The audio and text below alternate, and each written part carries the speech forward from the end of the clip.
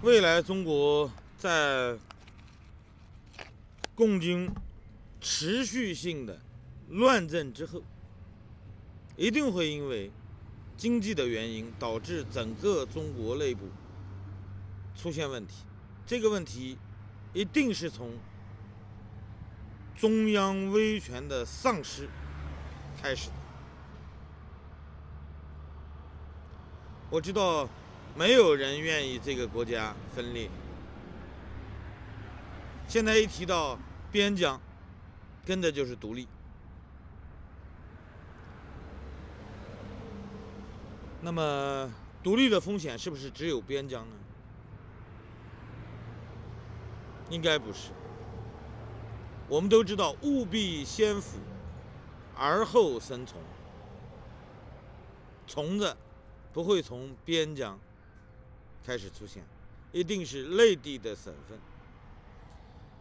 因为反对中央的无能，对中央政府的乱命不从，从这个角度上，才会开始中国真正的崩离。中国的今后一定会走向一个联盟，或者说你把它称之为叫联邦，因为这个基础非常明显。中国的南北东西经济发展非常不均衡，因为中国分农区和牧区，所以中国的经济形态依据地貌。其实，中国是一个很难被长久拼凑在一起的国家。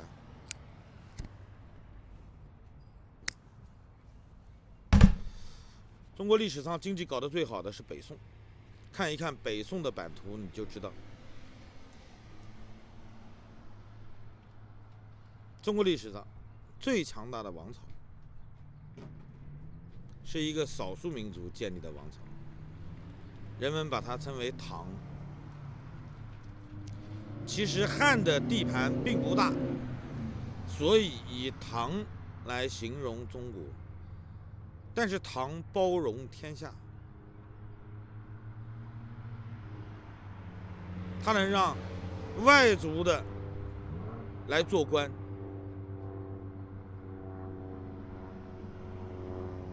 它能够被尊称为天可汗。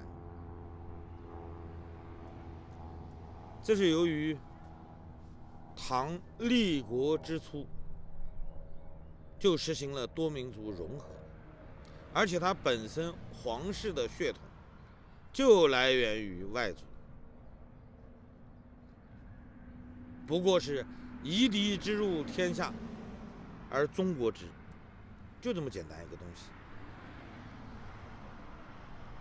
所以真正的中国，无论从武力扩张的角度上来看，还是从发展经济上来看，它是不一样的。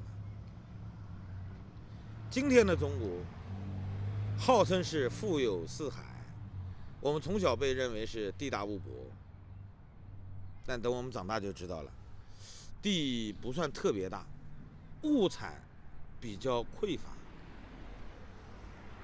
因为中国发展经济所需要的现代工业的血液，即便俄罗斯的普京说，一次性使用的能源大概能供人类继续挥霍25年，也就意味着石油也是一个夕阳产业。但即便是它，中国也没有多少，根本就不足以支撑中国的发展。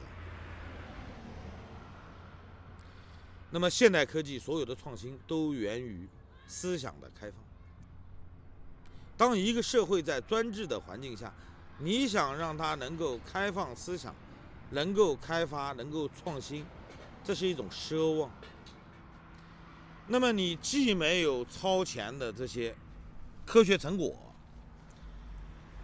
也没有可以维持你工业正常运转的血液，仅仅靠加工组装就能成为一个强国，在21世纪替代美国成为全球霸主吗？所以有这种幻觉的人，他不是被谁宣传，而是他自己就愿意相信这种宣传。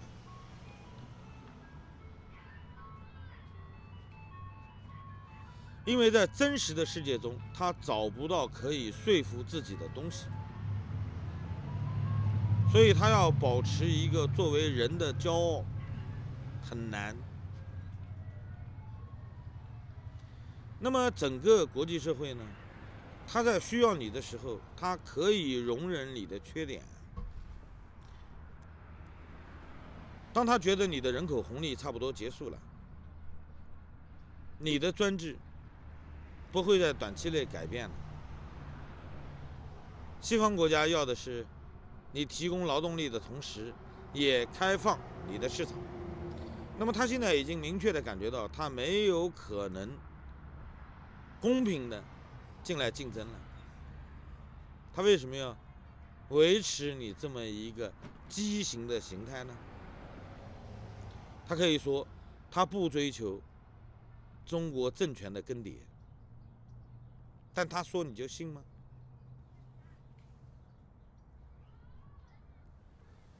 当中央政府没有能力在国际社会中进行正常的贸易，进行正常的交换，那么地方政府一定会心怀二心。国际社会中总有一些国家因为各式各样的需求去找到他们，去说服他们，去跟他们进行实质性的接触。这些接触极有可能仅限于某一个行业，但是慢慢的它会衍生到所有的行业。资本是趋利的，资本需要的不仅仅是利润，它还要考虑它的本钱是不是安全。当他投放自己的资金进来，他就一定要进行实质性的交换，这种交换是要得到保障的，而这种保障最好的办法就是让各地脱离中央的管控。至于你今后成立什么样的国家，是什么样的政治形态，其实人家是不管的，人家需要的只是他要获得的这些资源。所以中央政府在没有能力代表整个中国在国际社会中进行交换的时刻，一定是各地分崩瓦解的开始。中国所有的变化都会基于中央威权的丧失，才会慢慢的开始。这个时间不会太长远了，因为共军以目前的领导人的素质，他整体的执政能力，经过6、7年下来，我们可以看到，习胖这个管理团队，他没有能力控制这么大一个国家。那么整个共产党的这个官僚体系，它是依附于对中国的绝对控制的基础上。你对中国绝对控制，就不仅仅是思想上的，那么经济上、生产方式上，你所有的方面都要全盘控制，就出现一个问题：你没有这么多专业的人才，至少没有会搞经济的。在一个没有经济背景支撑的情况下，仅仅凭从中央党校买几张文凭，买一些在职研究生的这种学历，即便是几个博士，又怎么样呢？文凭能跟你的真材实料划等号吗？你没有一个良性的竞争。在掌握这个国家权力与改造国家、带领整个国家走向现代化的过程中，我们看不到中共的领导团队内有什么样的可能以自杀的方式来挽救中国的未来。所以中国共产党延续他们对中国控制权的掌控，只要这条没有变，只要一党独大的这种形态没有出现根本性的变化，中国的经济崩溃乃至最终出现的政治形态的崩溃，它是一定会出现的。所以人们可以对照自己所处的环境，好好想一想，在这个世界上，独裁的体制、党天下的体制，有哪一个国家能玩得长呢？在我们之前看到一个苏联，70年，